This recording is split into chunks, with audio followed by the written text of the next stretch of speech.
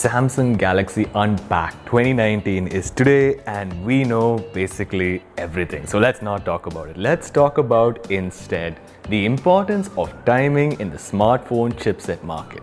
Gee, that sounds a bit boring, but it is important. Let's start.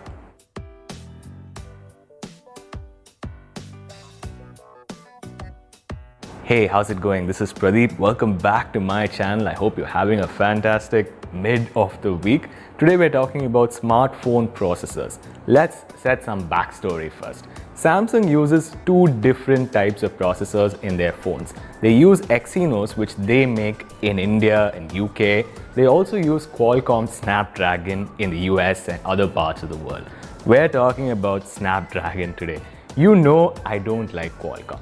One, their processors are not improving fast enough and they're kind of slow. Also, when Samsung sells these processors in their phones in India, they become a lot more expensive than the US for some reason, import duty or whatever. We're talking about Geekbench today as the mobile phone processor indexing of choice. We're not using Antutu. I know a lot of Android phones use all their RAM to compensate for their small processor to get better scores on Antutu, so Geekbench it is.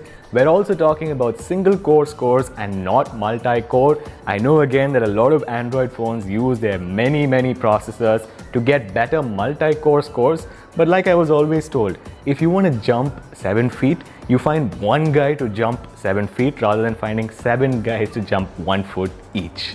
Our story begins back in 2017 with the Samsung Galaxy S8.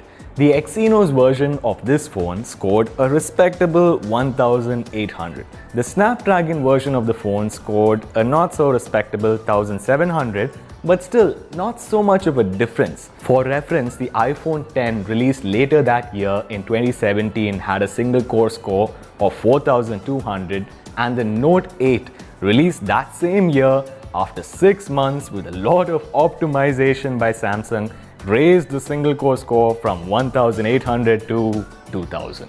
Moving on to the Samsung Galaxy S9, the Exynos version had a single core score of 3300, not bad, a good 1000 points increase, and the Snapdragon version had a score of 2200, not bad.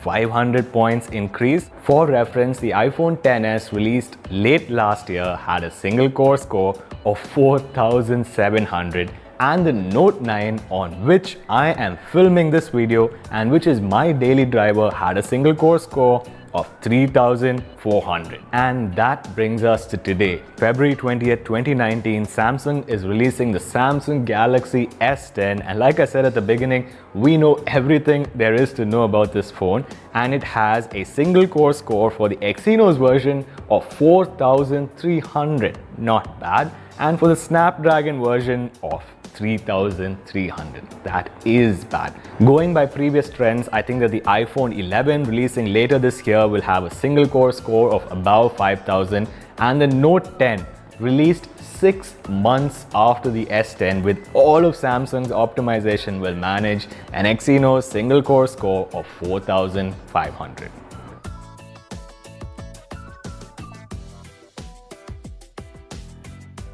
I think the story is obvious to you now. Samsung phones, I feel today, are better in terms of camera, in terms of audio, in terms of display, even in terms of One UI than their iPhone counterparts. But when it comes to processor, we are still second-rate citizens.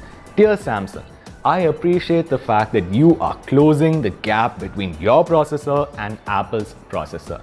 But consider this. Today, you are launching the Samsung Galaxy S10, a full 5 months after Apple's previous phone, and it is still 300 points slower than Apple's last year phone.